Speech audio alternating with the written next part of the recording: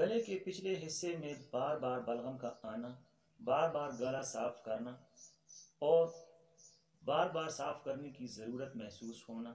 बात करेंगे आज इसके इलाज की और ऐसे 3 वजूहात की जिसकी वजह से ये मसला होता है। गले के पिछले हिस्से में बलगम का आना, बार बार गला साफ करने की ज़रूरत महसूस करना। बात करेंगे इलाज की और ऐसे 3 वजूहात की जिसकी वजह से ये होता है। समझेंगे कि ऐसा क्यों होता है और आज इस वीडियो में मैं वो सब कुछ कवर करूंगा जिसके बाद आपको कभी भी ये प्रॉब्लम नहीं होगी। देखिए, जब आप एंटीबायोटिक्स लेते हैं और स्पेशली जब वायरल इन्फेक्शन के लिए लेते हैं तो वो इन्फेक्शन को ख़त्म करने के साथ साथ बहुत सी बीमारियों की वजह बन सकती है। एंटीबायोटिक्स जरासीमों को ख़त्म करने के साथ साथ आपके जिस्म में फ्रेंडली जरासीम को भी ख़त्म कर देता है और ये वजह बनता है आपके मुदाफ़ियती निज़ाम की कमज़ोरी का और आपका इम्यून सिस्टम कमज़ोर हो जाता है और इन फ्रेंडली जरासीम को ख़त्म करने की वजह से आपके बदन में फंगस की ग्रोथ स्टार्ट हो जाती है। ये फ्रेंडली बैक्टीरिया जो आपके जिस्म में फंगस के अटैक को रोकते थे और चूंकि अब ख़त्म हो गया है इसलिए अब ये फंगस पूरे बॉडी में फैल सकती है और इसके साथ साथ ये साइनस की वजह भी बन सकती है। साइनसिस ऐसी एक मेडिकल कंडीशन है जिसमें आपके नाक के अंदर सोजिश हो जाती है और ये सर दर्द, बहती हुई नाक या बंद नाक की वजह बन सकती है। तो आप एक छोटी सी वायरल इन्फेक्शन खत्म करने के साथ साथ अब एक बड़े मसले में फंस चुके हैं और अब आपको सहारा लेना पड़ेगा किसी स्ट्रॉन्ग मेडिसिन की जो आपके मुदाफ़ियती निज़ाम को और भी कमज़ोर करती है। तो हम एक एक करके आपको बताएंगे कि इस हैवी मेडिसिन के बगैर आप गले की इस इन्फेक्शन को कैसे ख़त्म करेंगे। नंबर 1 है GERD, गैस्ट्रोएसोफेजियल रिफ्लक्स डिजीज, जिसमें मैदे और एसोफेगस के दरमियान जो वाल होती है वो बंद नहीं हो जाती, जिसकी वजह से मैदे की जो तेजाब है वो खुराक की नाली में बार बार आ जाता है। ये इरिटेशन करता है और सोजिश करता है जो गले में रेशे की वजह बनती है और बार बार गला साफ करने की जरूरत महसूस होती है। बहुत से लोग इस मसले का शिकार हैं और अक्सर उन्हें एंटी एसिड्स दी जाती हैं,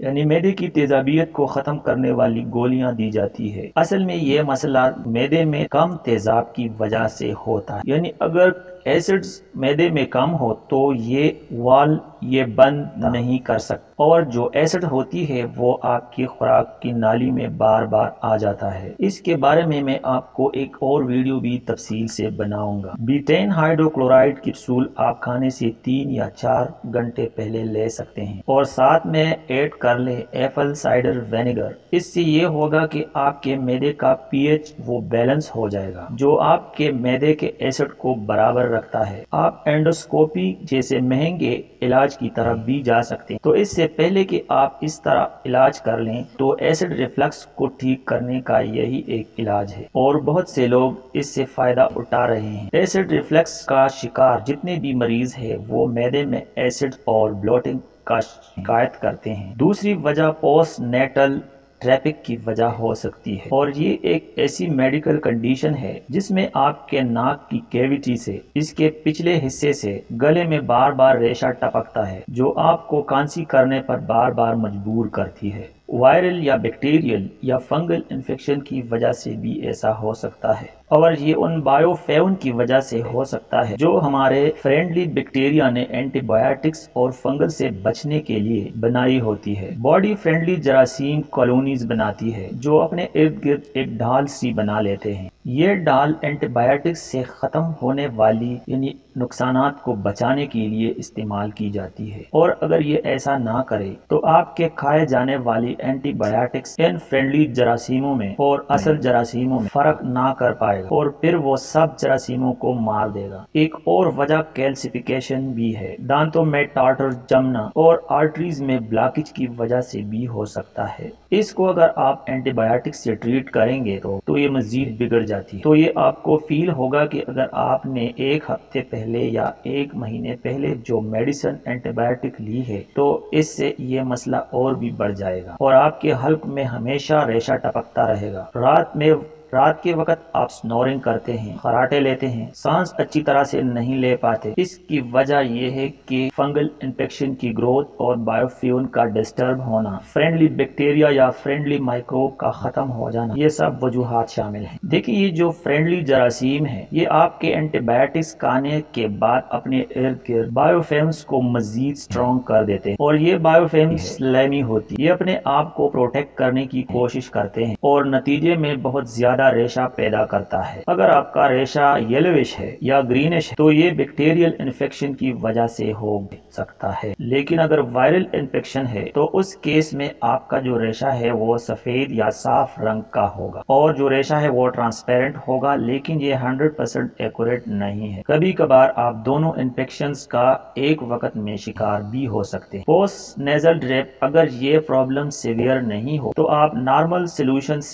سلائن سولوشن سے آپ گارگل لے سکتے ہیں، گارگل کر سکتے ہیں اور غرارہ کر سکتے ہیں۔ سالٹ واٹر سے آپ نیزل رینس کر سکتے ہیں، مطلب آپ اپنے ناک کو اندر سے اچھی طرح نارمل سلائن واٹر سے دھو سکتے ہیں۔ اس کے لیے مارکیٹ میں نیزل رینس کی جو بوتل آتی ہے جس میں ایک نتنے سے آپ پانی ڈالتے ہیں اور دوسرے سے وہ واپس آتا ہے۔ نیزل رینس کا طریقہ آپ کئی ویڈیوز میں سیکھ سکتے ہیں۔ سالٹ اینٹی مائکروبیل پراپرٹیز رکھتا ہے، نمک میں جراثیم مارنے کی صلاحیت موجود ہوتی ہے اور مائلڈ انفیکشن کو کیور کرنے کا بڑا آسان اور سستا ذریعہ ہے۔ یہ نمک والا پانی آپ اپنے گھر میں آسانی سے بنا سکتے ہیں، جس میں ½ ٹی اسپون، اس کو آپ 1 کپ پانی میں ڈال دیں اور اس نیم گرم پانی سے اپنے ناک کو اچھی طرح سے دھو لیں۔ ایک اور بہت ایفیکٹو اور کرامت طریقہ کہ آپ بیبی شیمپو استعمال کر سکتے ہیں۔ نیزل رینس کے لیے آپ بیبی شیمپو یوز کر سکتے ہیں، لیکن اس کے لیے آپ ریگولر شیمپو استعمال نہیں کر سکتے کیونکہ اس میں بہت زیادہ کیمیکل استعمال کی گئی ہے، جس کی وجہ سے آپ کے ناک کے اندر اریٹیشن پیدا ہو سکتی ہے اور انفلیمیشن یعنی سوزش کی وجہ بھی بن سکتی ہے۔ اس میں آپ 4 کپ پانی میں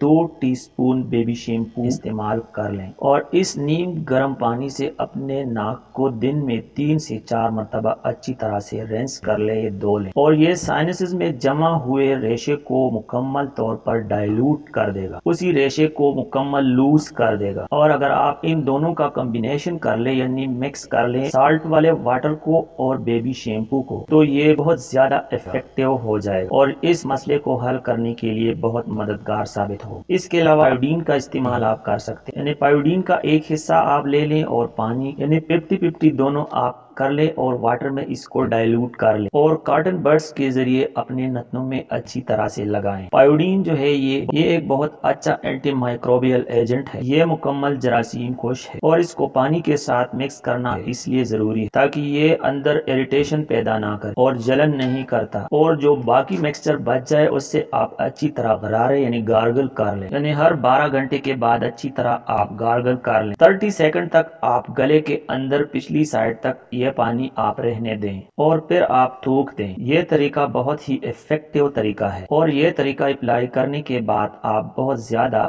اچھا محسوس کریں گے۔ اس کے علاوہ ماحولیاتی آلودگی بھی گلے کا ریشہ پیدا کرنے کا ایک سبب بن سکتا ہے اور اس سے بچنے کے لیے اپنے امیون سسٹم کو آپ نے مضبوط کرنا ہوگا، اور امیون سسٹم کو بہترین کرنے کے لیے جو طریقہ ہے وہ ہے فاسٹنگ، پرولانگ فاسٹنگ، یعنی آپ روزہ رکھیں، اس سے آپ کا امیون سسٹم مضبوط ہوگا۔ خود کو آپ بھوکا رکھیں۔ اس کے علاوہ فوڈ الرجی کی وجہ سے بھی ریشہ آپ کے گلے میں آ سکتا ہے، اور اس میں جو کامن فوڈ الرجی ہے وہ ہے ڈیری پروڈکٹس یعنی دودھ، ملائی، لسی، ان چیزوں سے آپ بچیں۔ اس کے علاوہ چینی یعنی شوگر سے بچیں کیونکہ یہ بہت زیادہ انفلیمیشن کا باعث بن سکتی ہے۔ چینی ہارٹ اٹیک کی وجہ بھی بن سکتی ہے۔ لہسن کو آپ اپنی خوراک میں لازمی شامل کریں، کچا لہسن آپ کھانے کے ساتھ کھائیں، یہ ایک اچھا اینٹی مائکروبیل ایجنٹ ہے جو آپ کے امیون سسٹم کو بہت زیادہ سٹرونگ کرتا ہے۔ اب آپ کو یہ جاننا ہے کہ یہ ریشہ کہاں سے آتا ہے، کیا معدہ اس کی وجہ ہے، کیا یہ ناک سے ٹپک رہا ہے یا یہ حلق کی طرف سے آ رہا ہے، تو